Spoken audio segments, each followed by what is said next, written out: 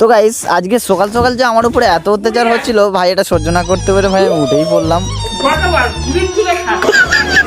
আচ্ছা গাইস, তোমরাই বলো যে এত সকাল সকাল উঠে ভাই কি বা করব, এত কেন ডাকাডাকি করার কোনো দরকার আছে? সেই তো ভাই উঠে বসেই থাকতে হবে, ফোন দেখতে হবে। আর ভাই আমি এটাও জানি যে তোমাদের সাথে ভাই সেম কেস এটাই হয়, কাজ তো ভাই কিছুই থাকে না, তবু ভাই তাড়াতাড়ি ঘুম থেকে উঠতে হবে।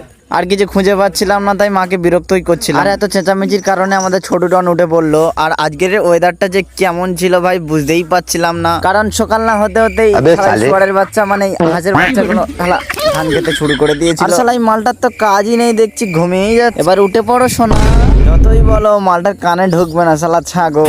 মানে ও সত্যিই তো ভাই ছাগলই ছিল। আর ছাগলের নাম নিলাম, আর আমার বন্ধু 1.5 কোটি টাকার কেটিএম নিয়ে হাজির। চলো চলো মাঠে যেতে হবে আমাদের।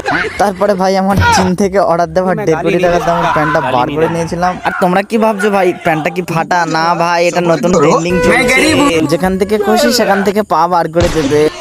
তারপরে ভাই ড্রেস আপ করে নিলাম আর র্যাঙ্কে পুশ করার জন্য মাঠে লেবে পড়লাম। লেবেই দেখলাম যে দাদুর ডালিম না মানে গাছে ডালিম ঝুলছিল ভাই, আর বন্ধু একটু চুচে নিল। আরে বন্ধু নিচে দেখ খেজুর ঝুলছে। না না তোর নয়, গাছের নিচে ভাই। আরে বন্ধু এটা জন্মদিনের কেক নয়। আর নতুন ভিডিও দেখতে নিচে ক্লিক করো আর কমেন্ট শেয়ার।